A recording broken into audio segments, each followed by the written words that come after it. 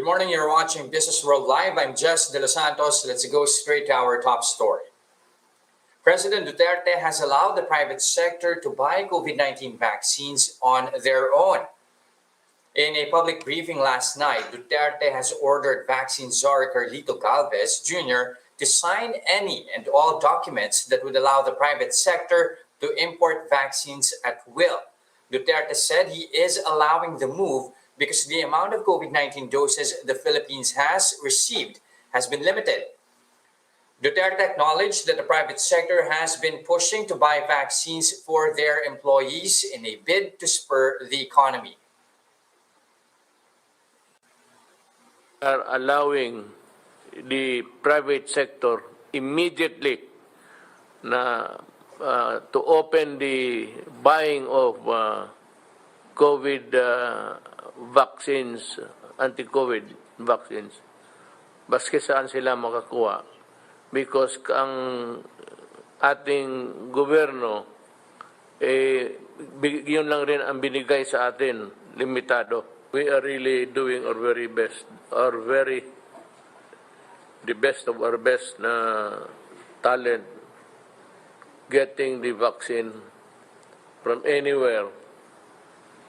Na para minus-minus yung hawaan. Na intindihin ninyo itong mabuti mga kababayan ko. Pag hindi ito na ano natin, we have to understand government, allow a certain, bigyan mo kami konting medyo stretch your patience and understanding. At present, firms can only procure vaccines through a tripartite agreement with the government. This is because every vaccine that is currently in use has only received emergency use authorization and still not allowed for commercial use. 1 million Sinovac doses arrived in the Philippines yesterday, making it the first vaccine shipment paid for by the national government. President Duterte welcomed the arrival of the vaccines. Malacanang said the government shelled out 700 million pesos for the shipment. President Rodrigo Duterte admits that in terms of pandemic response, the Philippines is almost, quote, back to zero. This as more provinces revert to a stricter quarantine status in April. Quirino Province will revert to MECQ, the most stringent classification after ECQ from April 1 to 15. Santiago City in Isabela will also be under MECQ, but for the entire month. The entire Cordillera region, Cagayan, Isabela, and Nueva Vizcaya will again be under GCQ. The cities of Tacloban, Iligan, and Davao will also be under GCQ next month, along with the provinces of Batangas and Lanao del Sur. The rest of the country will be placed under MGCQ, the lowest and least stringent quarantine classification. Meanwhile, NCR Plus areas will remain under ECQ at least until April 4.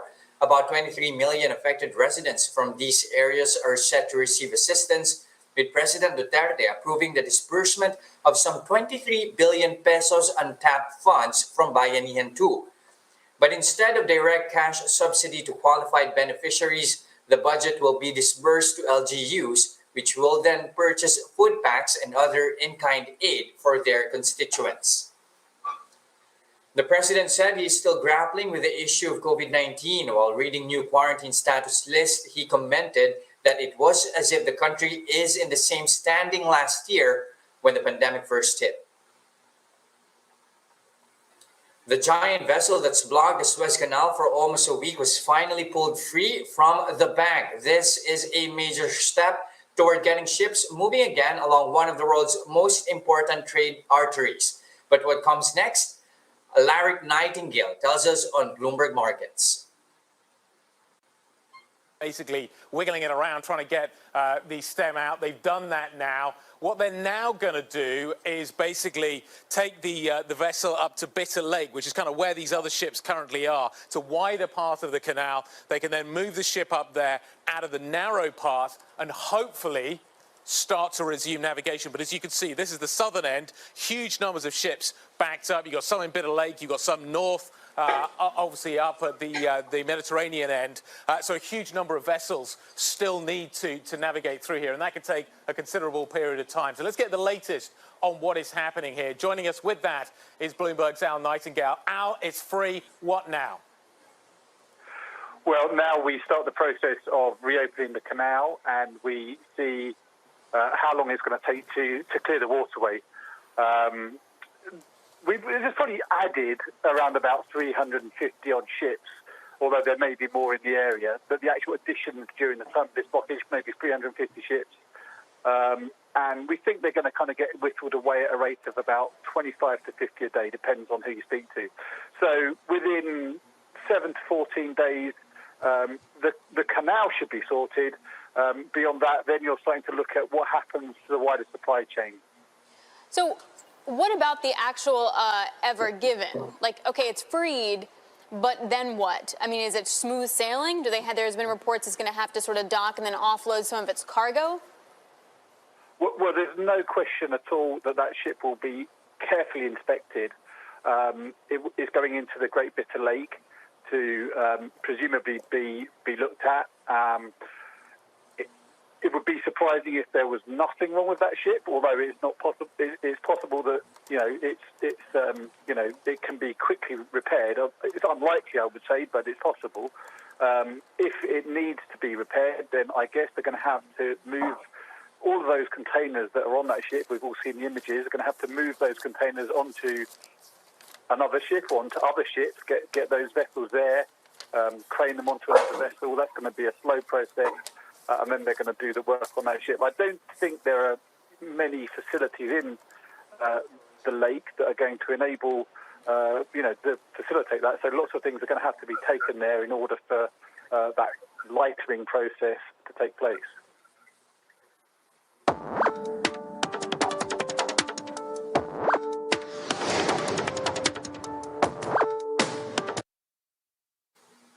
Almost every sector is in limbo as the cases continue to surge and as restrictions are heightened once again. The property space is no exception to that. But how is one developer in Visayas and Mindanao coping? Do they feel spared from the hit? To talk about that, we have with us Grant Cheng, CFO of Cebu Landmasters. Good morning, Grant. Morning, Jess. Thanks for having me. All right, of course, we do know that directly affected, you have the NCR plus bubble or NCR in nearby provinces. Do you feel safe in your region, and besides in Mindanao? Do you feel like construction activity will remain unhampered at the moment? Well, I think unhampered is too optimistic a term, but I would say that the situation is much better than what probably a lot of people are experiencing in the NCR and what they're seeing, what they're experiencing firsthand. Because it's important to remember that different markets and the different regions, the different areas where we're operating, all have very different levels of exposure and therefore different levels of responses of quarantine and GCQ. And I was listening to your news report, in fact, earlier. I think this is reflected in how our government has responded, in fact, to this renewed uptake or this spike in COVID cases. They're looking at which regions are more severely affected and are responding commensurately. And so fortunately in the Vismin region, and especially in central Visayas, here in Cebu, where our headquarters are, the cases are relatively controlled. We're looking at, I'm monitoring it every day. In Cebu City, there was less than 100 a day.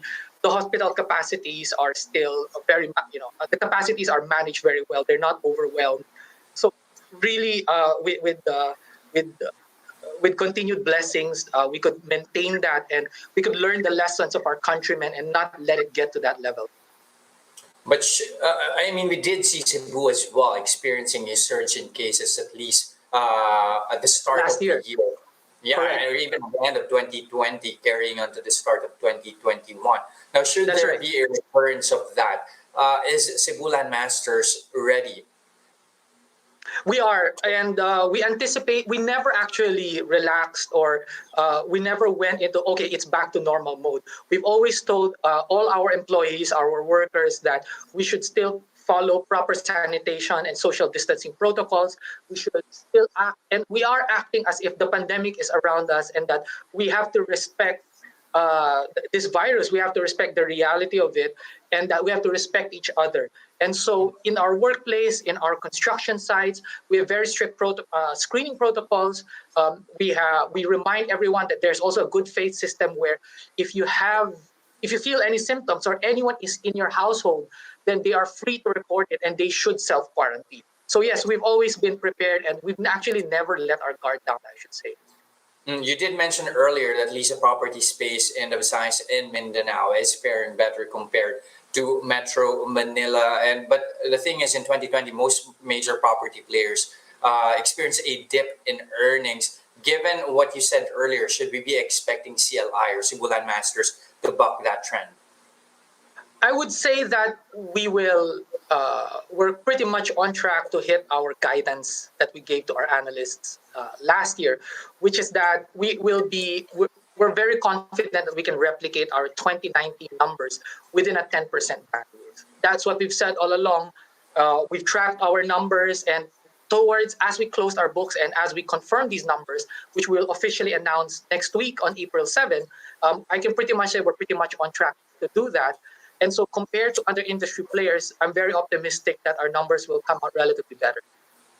Okay, and what do you feel, and what has driven those more optimistic figures, at least for 2020? I should just say, by the way, this is not, I'm not, I'm talking confidently, and we put our money where our mouths are. We just declared a dividend.